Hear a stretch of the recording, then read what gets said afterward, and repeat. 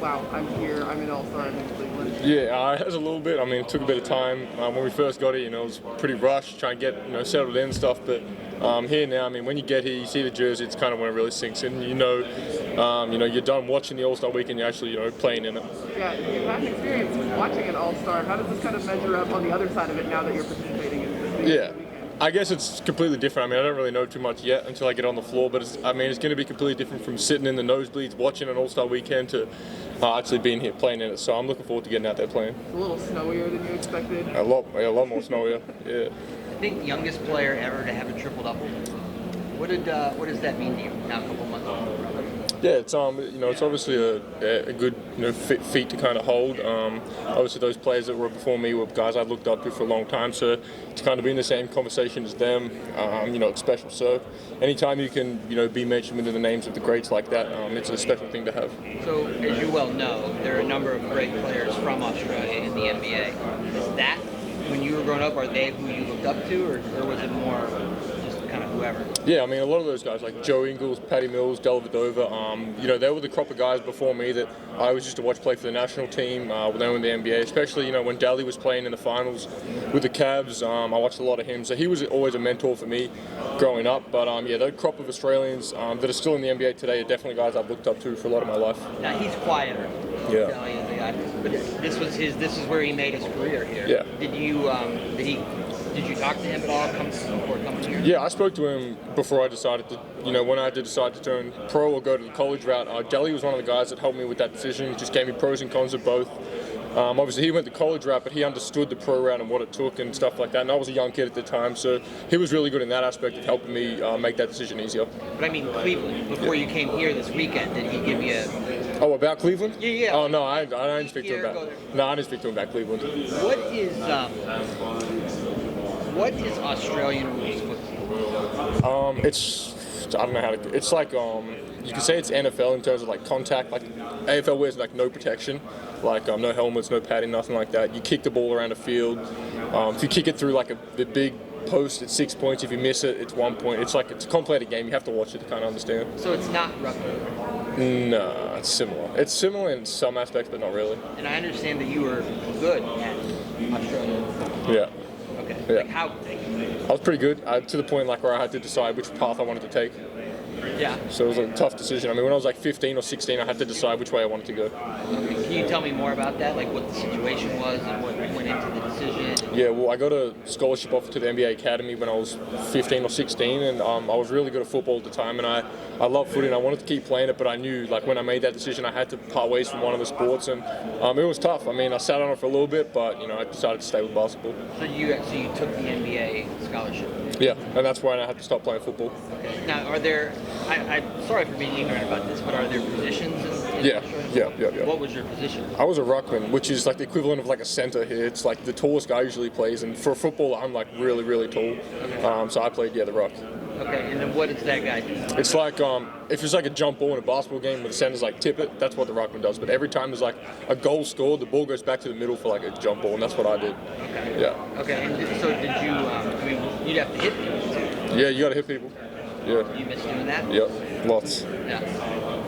So you did a triple-double three games, then you're in the Rising Stars. Are you thinking about the Rookie of the Year now? Yeah, I mean, I guess that's always in the back of your mind. I'd be lying if I said it wasn't, but at the end of the day, it's not the be-all, end-all for me. If it happens, great. If not, it's not the end of the world.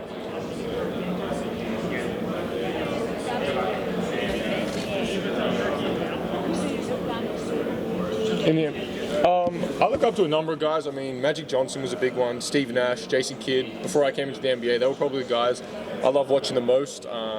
Bigger guards, great passes. Luka Doncic was another one. I mean, he's only a few years older than me, but when he came into the league, that's when I really started watching him. So there's definitely a few guys. You spend 4 or 5 nights a week playing against these guys, so I'm sure it's the thrill of playing against these guys. Did you have that moment, and who was it against, where you're like, whoa, I'm used to watching this guy on TV? Yeah, I mean, probably when I first played against LeBron, we're on the same floor, and he missed our first game, in Oklahoma. Then we went to LA and he was there. But that was probably the first time that it was really like, wow, like that's someone I've looked up to my whole life playing against. He was on the floor, and when you stand so close to him, that's kind of when it sinks in that you're actually on the same floor as someone like that. Because you're so young, but you were one of the final cuts for Team Australia in the Olympics.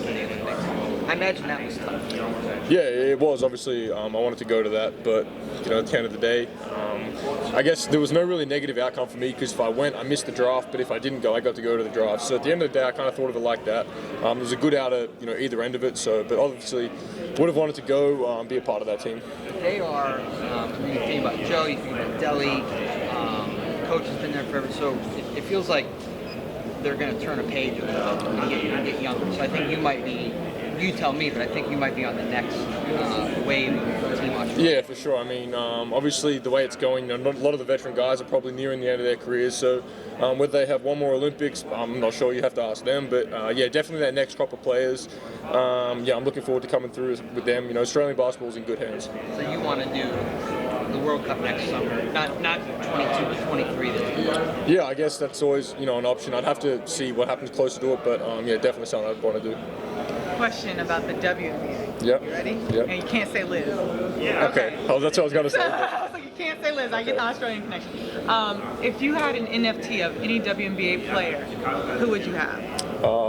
Beck Allen. Another Australian. We love Beck. What about her game do you like the best? She's a smooth player. I first saw her when she came to Australia. They played in like an exhibition game for the national team, and she was my favorite player. She's a 3-level scorer, shoots the ball well. She's just a smooth operator, so I loved her game. Okay, I'm going to take off all little boundaries. Okay. If you could have a 2-on-2 teammate from the WNBA. Liz. It has to be Liz. Yeah, she'd be pick and roll. I think me and Liz would be really good in that. Okay, and I want a top 3 of all time that don't include Beck and Liz.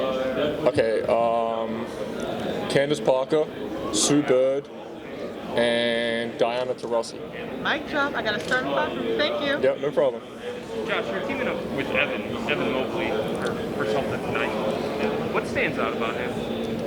Yeah, he's a special player. He was regarded really high coming out of the draft, and he's lived up to all these expectations. Played a huge role on both ends of the floor for a really talented Cleveland team, helping them do some really good things. So he's been awesome. I'm looking forward to playing with him tonight. Is there any kind of rivalry between all the rookies in the fight for Rookie of the Year or anything along those lines? I mean, I guess no one would say that if you asked any rookies, but I guess internally, there always is. Everyone wants to win that award, but for me, at the end of the day, as I said, it's not the be-all, end-all, so I'm not too worried about it. Who do you think is the Rookie of the Year right now? I'll say Evan right now. Yeah. Josh, what have your impressions been on Ivan since the time you matched up with him? Yeah, he's been great. Really impressive. I didn't know a whole lot about. I mean, just because being international, I didn't know a whole lot about the other prospects. But he was awesome when we played him. He runs the team. He's kind of that head of the snake for them offensively. Great passer, smart player. He's an annoying defender. He gets into the ball, makes life hard. So, big fan of his. What is that like being defended by him? Yeah, it's not fun. He's one of those guys that fights through screens. He's a pest on the ball. So he makes life hard for you. Thanks, man. When you were a Rockman, is that a school sport? A ruckman?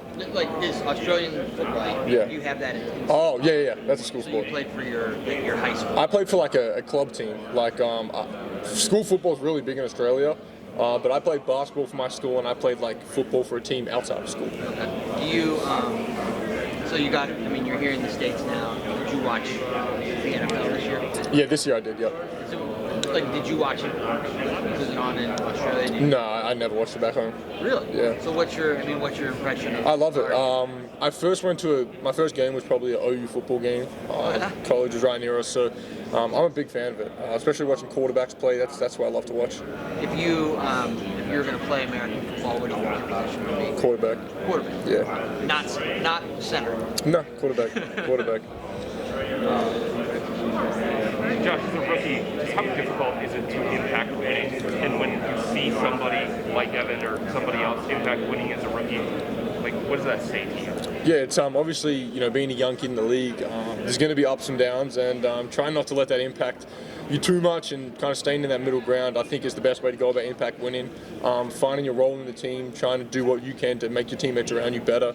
I mean, that's what I try and do, just make sure everyone around me is good, and then hopefully that makes me good, and as a collective we're better. So the more everyone around me can be affected by my play, the more chance of winning I think we have. As somebody who is going through the NBA now for the first time, like, who do you lean on most when you have a tough day, or you don't have the kind of game that you want to have? Yeah, I mean, your parents are always kind of your backbone. Anytime you need them, they're always there for you. My agent, my manager. I mean, I got a good group of people around me that are good. I mean, and that's, as I said, you have great games. You try not to get too high, but if you have bad games, try not to get too low. So if you can stay somewhere in that middle, it's pretty smooth sailing from there. How do you adjust though? I mean, for most of the rookies, this is probably not only more games, but like more losses than you had to deal with at any point in your career. How do you handle that? Yeah, obviously everyone wants to win, but the reality of a young team is going to be losses, and a lot of it's learning experience, and the more you can learn from each game, whether it's a win or a loss, taking positives from it and using it to move forward is probably what puts you in good stead to win games in the future. Anybody else? You good, Joe? I'm good. Here's you got it. One more for me. This is just a different dynamic for you. You're the youngest guy on the team. You're going to have some opportunity to ignite players. Is it kind of interesting that you're not going to be the youngest guy on the team? Yeah, it is. It's different, but I guess there's always got to be someone younger. So I'm looking forward to playing with them. Good. Yeah, we're good. Thanks, everyone.